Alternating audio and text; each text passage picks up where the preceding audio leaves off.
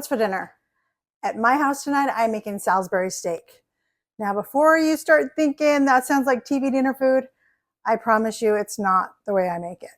So last night, I make mine out of cube steak.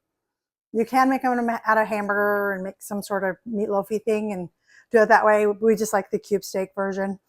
Last night, I put them between the wax paper, pounded them down with the meat pallet just to make sure that it got a little more tender. Usually cube steak's pretty tender, but sometimes it just depends on who made it. So I pounded it down. I put garlic powder, onion salt, and seasoned salt on it. And then I let it set overnight. First thing I did was I dunked it in some flour, and then I threw it in this pan right here and fried it in oil, just like a shallow fry for just to get it brown on each side. I cook it all the way through when I'm doing that, just to make sure.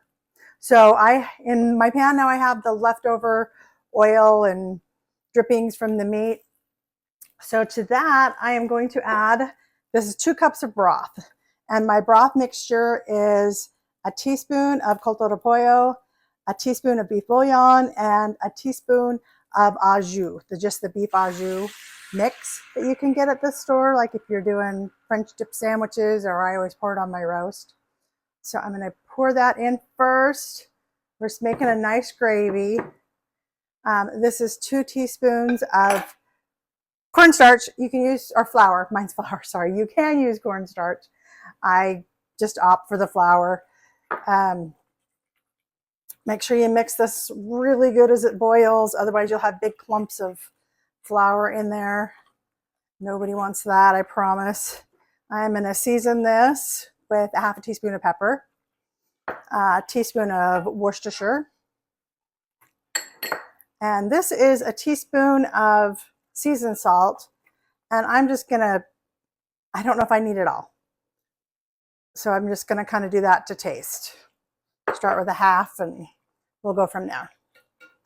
All right, and with mine you can do either an onion gravy or a mushroom gravy, whatever you guys think your family will eat the best. Mine is definitely mushrooms. And I always cook those first. This is 16 ounces of mushrooms, and I cooked them down this morning in butter, just like 2 or 3 tablespoons of butter, and then I just use garlic salt to salt them to taste. And as you're going, make sure you're salting every little piece you're putting together. Otherwise, you'll never catch up. All right. So you get the mushrooms in.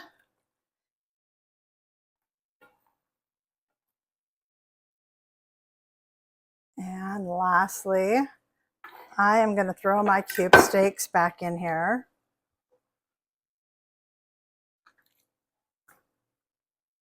Let them cook in the gravy for a bit. I'm going to turn my pan down to low, and I'm going to cover it.